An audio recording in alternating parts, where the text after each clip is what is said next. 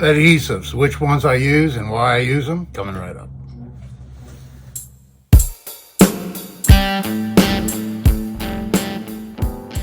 Hello everybody, and thanks for coming back for another video. This is Dave, and I'm glad you're with me today out here in the shop. So today I want to talk a little bit about adhesives and show you some of the ones that I use. I pulled some out here to show you and kind of give you examples and talk about why I use them. So yeah, my hopes is you'll find this video interesting, and maybe I'll give you some tips, maybe not. Maybe you'll give me some tips down in the comments. So before we get into it, if you haven't subscribed yet, please do so. It really helps my channel out, and I really do appreciate it. Wood glues. This is my go-to wood glue right here, Titebond 3. It's waterproof.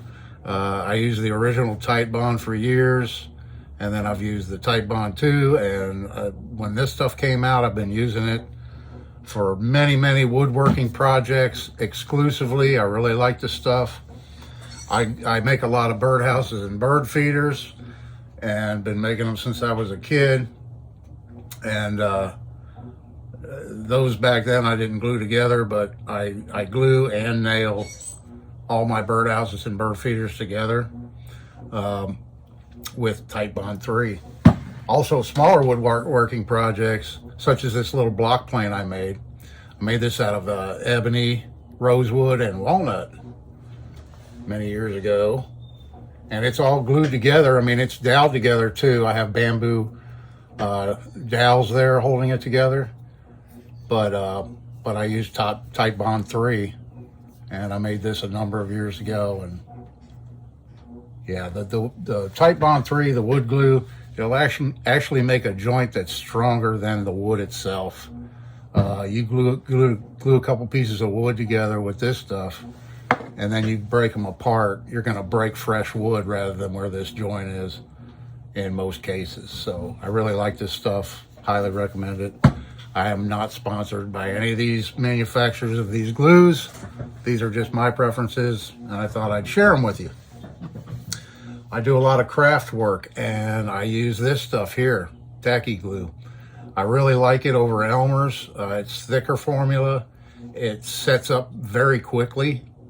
When I glue magnets onto like refrigerator magnets and that kind of thing, I'll glue little small rare earth magnets on and using this, and usually within 5 or 10 minutes it's set up enough to where you can move it around, and it works really well. So I like this stuff for my craft projects. Here's an example, a kind of fancy bird feeder here that I made. This comes out and you can put the bird food in it, and then you can set it back in there to refill it. Anyway, it's got a swimming pool and a little bench seat and a palm tree and a pot made out of a pine cone, and a slide for the swimming pool, a rock wall in the back. Now I used 2-part epoxy and little pebbles to create this rock wall right here. But all these components here are glued down with craft glue, including the ladder. I have a couple of holes drilled in the top here, and then the wire goes down in the holes, and then I have just a little dab of glue there, and at the base, the same thing, a couple of holes to hold the little swimming pool ladder, slide ladder on. And so that's just an example of a couple different types of glues. Using the tacky glue, like that stuff. If I'm gluing fabrics, stretchy fabrics such as cotton, that kind of thing, a fabric glue like this works really well. For leather work, I started using this stuff. I used to exclusively use this, which I still really like and I prefer over this stuff, because I find the bond is so much stronger with this, and I like the applicator. And you know, with this stuff, it has an applicator such as this attached to the lid. Makes it very convenient to use, and I find it dries really fast. You put it on both parts, they'll tack up within minutes, and then you stick them together, and it's extremely hard to pull them back apart using this type of cement.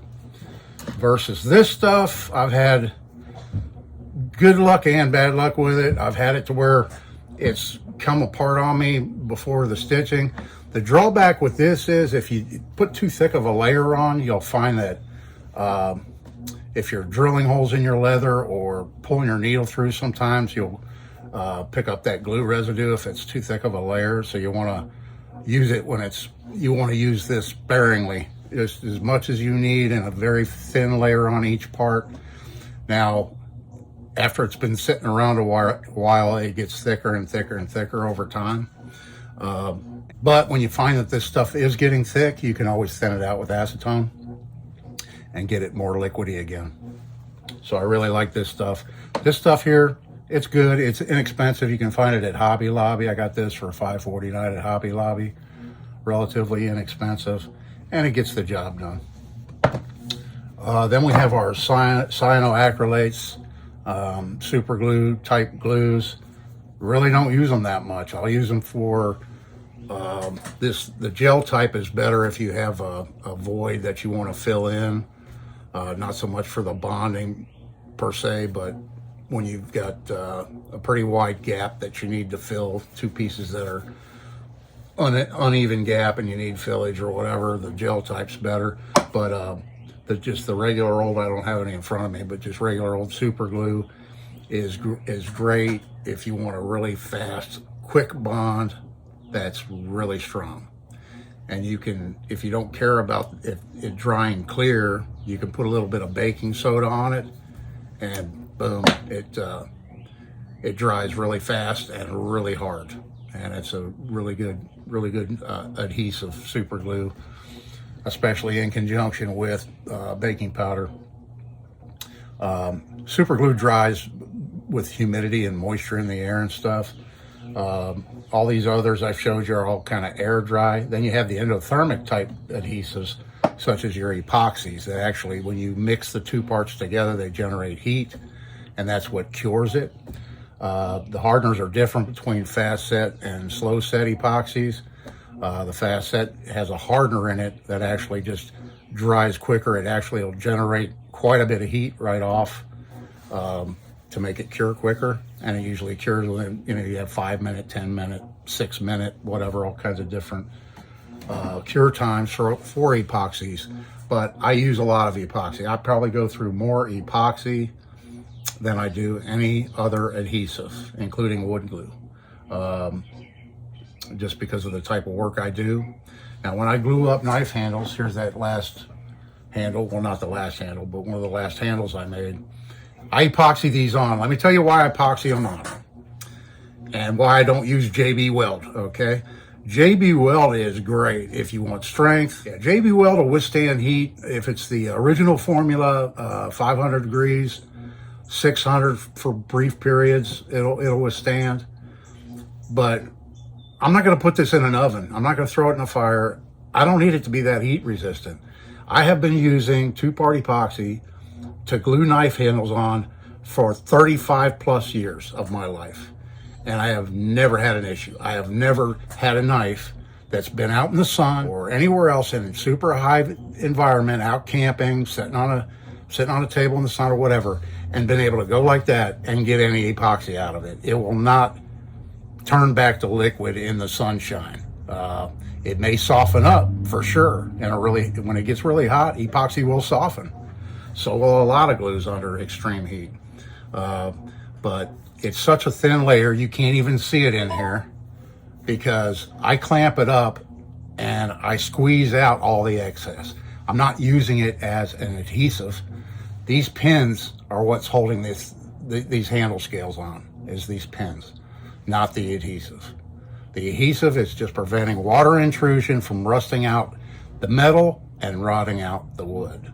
That's why I use epoxy, plus it's so much cheaper than JB Weld. The original formula of JB Weld is $8.21 an ounce right now. And I can buy epoxies as cheap as 35 cents an ounce. So there you see the difference. And if you use a lot of it and you're budget minded like I am, you want to find the thing that's going to work the best, but not break the bank. If you're going through quantities of it like I do, it's just not affordable, Plus, it's a thicker formula. Because JB Weld well, it gives it that gray, dark, and various shades of gray colors, depending on whether it's the quick weld or the original formula or whatever. That's metal. They put steel in it. It's actually magnetic. JB Weld has fine steel dust particles in it. Causes it to be magnetic, which isn't a real issue, you know, in a case if I was to use it on this. But because of that thicker viscosity, you can't get as thin of a layer as you want, and you're going to have, it's going to look like you have gray liners in there when you don't want your knife to look like it has gray colored or black colored liners. You know what I'm saying? Because of that thicker, you know. And if you're going to be clamping it up and squeezing the majority out anyway, then, you know, it really doesn't matter. That's why I use epoxy. Hopefully that explains it. I know there's some people out there that have talked to me about, oh, JB Weld is so much better and epoxy will break down and turn to liquid. And well, 35 years of experience using epoxy, never had an issue. I will continue using it because it works great. Okay, that being said, how do you take regular old epoxy and make it stronger? Well, you can get a product such as this right here. This is a Bondo brand, and they no longer, I looked it up, and they no longer sell this product. This product is probably already pre-mixed with their Bondo or resin or whatever it is product they're making. I don't know why they quit selling it like this. I got this so many years ago that you can still read the price tag. It was $2.99 for this, you know, quart-sized can of aluminum powder. I got it Big Lots back when Big Lots used to sell tools, and you know, they had some pretty good quality stuff back there in the back of the store in the day. But yeah, they quit doing all that. I think they're more about selling furniture these days than anything for us guys that like to work on stuff. But this can I got 30 years ago or 25 years ago, whatever it was, a long time ago. You can tell the condition of it, and I believe it's still half full. I mean, you use it so sparingly, it doesn't take much. So let me tell you what you can do with this stuff. You mix this stuff with epoxy resin, epoxy adhesive, fiberglass resin, anything, it's gonna make it stronger. It acts just like Cabasil would. It mixed with fiberglass resin to thicken it up so you can use it as a paste on vertical surfaces, and it won't sag out, fill in cracks, voids, all that kind of stuff it's great for.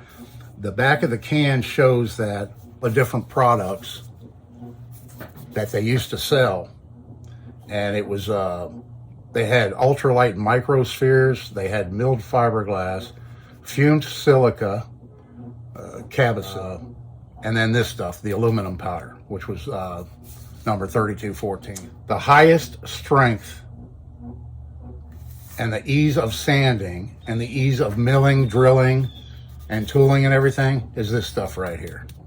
So it's super strong, and I can attest to that because a fellow captain friend of mine had an outboard motor that developed a rot hole. A hole had corroded through the side of the aluminum block of the engine, and I repaired it with this mixed with some epoxy adhesive, and it was a pretty sizable hole. And I believe he ran that engine for at least another year before he sold it. And when he sold it, it still had my repair job on it, and it was still working fine and wasn't leaking. So with proper prep of your surfaces first, you want to get, if you're using it as a bonding type thing, you know, you definitely want to roughen up the surface with 60, 80 grit sandpaper to get a good toothy type surface for the adhesive to cling on to hold those pieces together. You know? Yeah, heat resistance. So JB Weld claims 500 degrees and short periods of 600 degrees it can withstand. So a while ago, I put some two-part epoxy on this thermometer. It goes up to 500 degrees, and it's completely cured now, nice and dry. I'm going to slowly heat this up on camera, and we're going to see at what point it becomes liquid or it starts softening or whatever. I'm guessing it's going to start softening pretty early on at a low temp, you know, maybe 150 or whatever. I don't know, but let's give it a try. Yeah, I'll reposition the camera and we'll do a little testing on this. Okay, it took a minute to get all this set up. I'm just going to use an electric heating element, a hot plate here. And I'm going to start off, I'm going to turn it on low.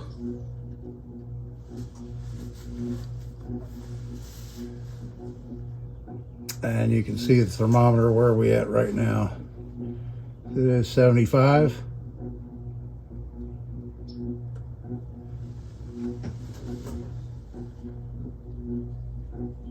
And we're slowly going up. My heating element is smoking. I got a little wax or something on there from last time I used it.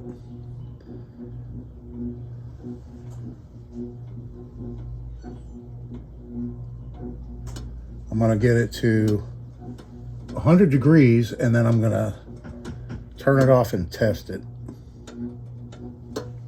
which we're almost at 100. Okay, there. I'm going to shut her down, slide it out of the way.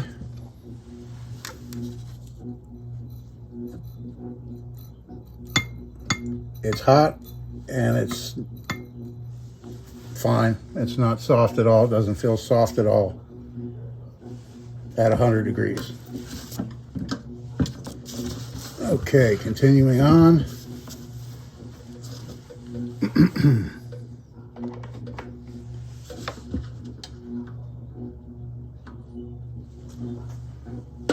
I have it turned back on.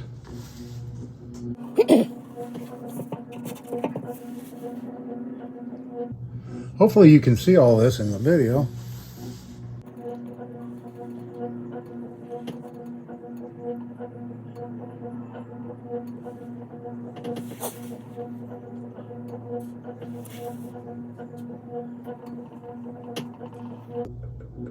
Okay, we're at about 100, 170 or so.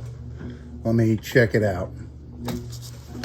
Unplugging, turning it off, slide it out of the way.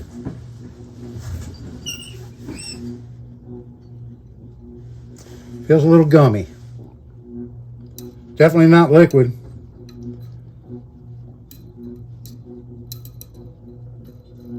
It's kind of like rubber right now. It's very flexible. And that's at, where are we at? Like 170, 180. We're at 180. Okay. 180. Let me see. I got it a little bit closer than I wanted it. There we go. Can you still see? Okay. Let's continue on.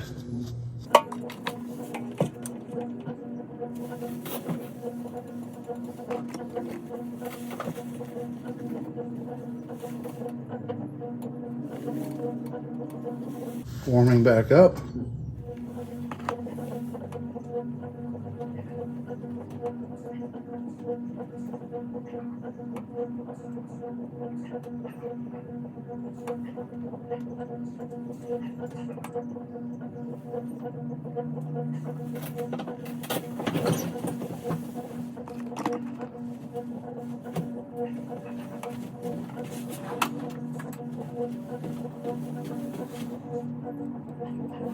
Still solid. Where are we at?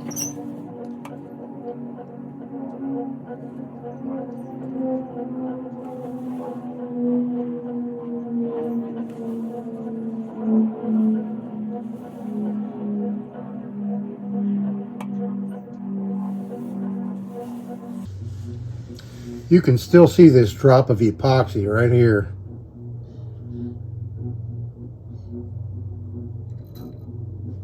And it is not at all liquid or soft or anything. And where are we at? Like 275 degrees.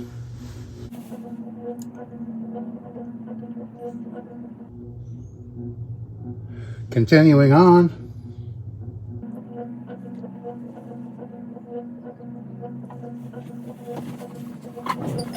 We're at almost 300 degrees now, and this epoxy really isn't even discolored.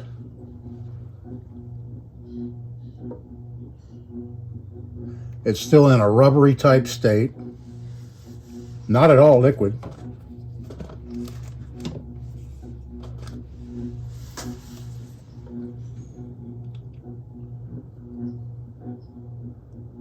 $325.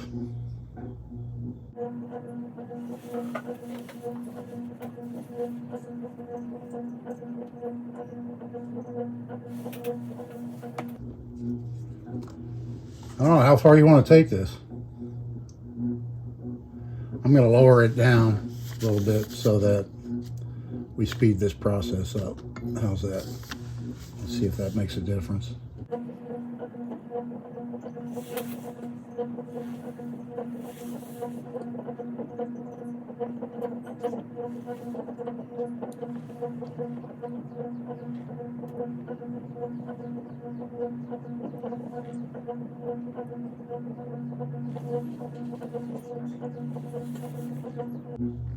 Okay, it's starting to smoke now at 400 degrees.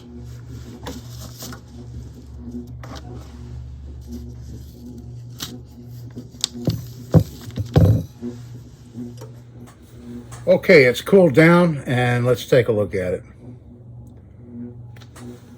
It turned brown from the heat. It didn't deform at all.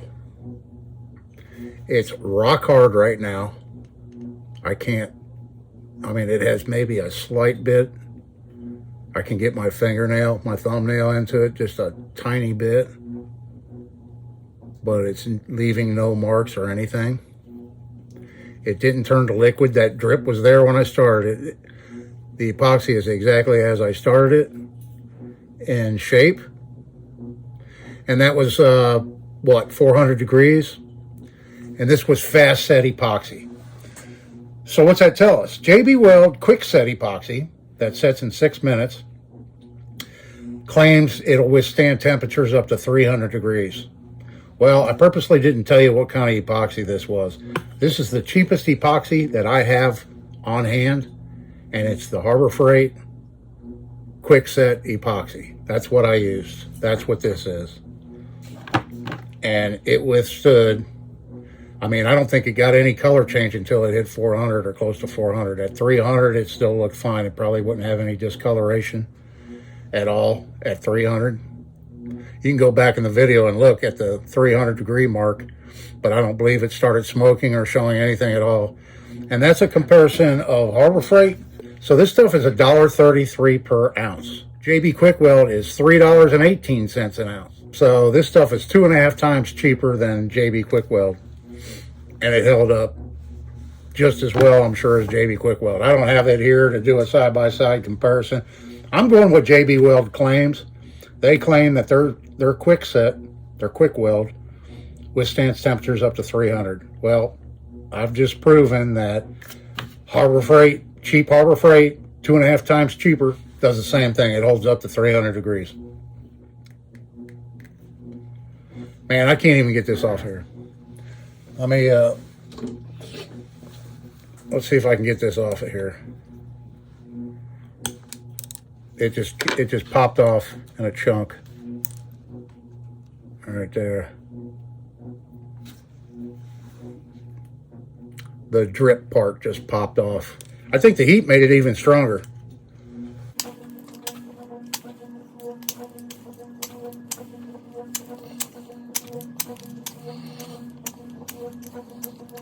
After 400 degrees, and it still has a base layer of epoxy on it that's adhered to this slick stainless steel metal. I'll hit it on my wire wheel. Okay, with some effort on the wire wheel, I managed to get the epoxy off. I got most of it off. There's still a little bit right there I can see, but for the most part, it's off of there with effort. So I mix epoxy. In this case here, I've got a piece of heavy vinyl that I had a roll left over from making vinyl windows. A lot of times I've used lids off of sour cream containers, yogurt containers work great. Anything flexible and smooth and plastic, it doesn't matter if it's HDPE plastic or polypropylene plastic or whatever kind of plastic, as long as it's smooth and it's flexible. I've even used rubber, like black rubber before, and that works fine too. When it's dry, you can just flex it. In the case of rubber, you can stretch it and the epoxy pops right off, and then you can reuse it. You don't want to ever mix epoxy on paper or cardboard or anything that's going to absorb the liquid. Use something that is impervious to the liquid penetrating it. I'm not going to use my good, more expensive epoxy. I'm going to continue using the Harbor Freight since it worked so well in the last one. And I have a little timer here I usually set for this quick set epoxy, just to kind of remind me how much working time I have with it.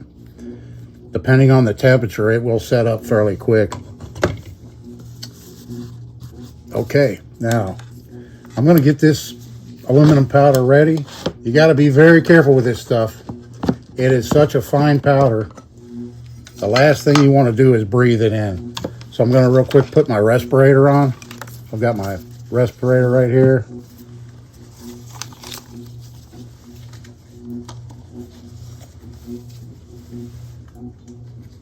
Okay.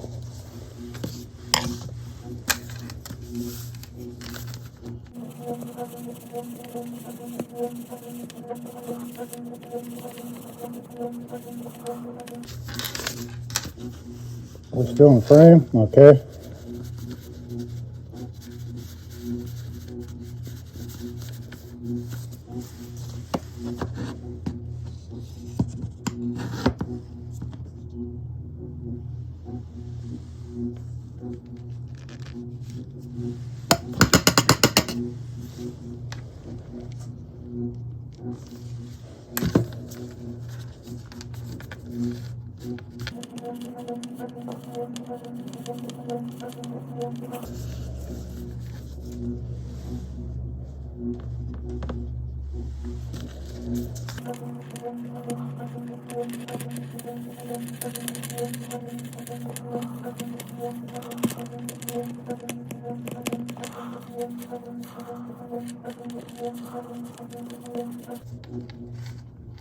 Okay, so I let that set up for a while and I popped it off of that vinyl, and here it is. You can see it's still flexible. It's not fully cured yet, but it'll get rock hard. Eventually this will get rock solid and you can actually snap it in half. But that's what it looks like when it's mixed with the aluminum powder. So yeah, what I'm saying is, if you go through a lot of adhesive and you're budget minded and you don't want to spend a whole lot of money, there are alternatives. You know, to JB Weld, you can make your own with powder. You know, you can buy, actually that bottle I put the picture up in that I found at that store actually is more aluminum powder than I got in that can. So that Bondo brand that I bought years ago is 227 grams, which is 8 ounces. And the stuff that I found on that website is actually 12 ounces, 4 ounces more for what, $11 or whatever it was. So, and that'll last most people a lifetime, unless you're doing a really large area. I've repaired hulls of pontoon boats and aluminum boats with this exact same stuff right here. And it's held up in salt water. Like I said, as long as you get that surface prep really good, you get a nice rough surface, a toothy surface for the glue to adhere to, and you clean it off. I like to use isopropyl alcohol. I know some people use acetone, but there's such a thing as dirty acetone, and it can leave residue behind. Even though it evaporates fast, it sometimes will leave a residue. So just on the safe side, I use 70 or 99%, whatever, isopropyl alcohol. And it always works well for me. Nice and clean and oil-free, and it'll stick and it'll hold up, and it's cheaper. So yeah, I don't know how long this video has gotten to be. Hopefully you found it entertaining anyway. I'll go ahead and get this edited and uploaded for y'all. And we're in the weekend right now, so I hope everybody's having a great weekend. And not sure what's coming up next. You never know what you're going to see on this channel. This is Dave. See you in the next one.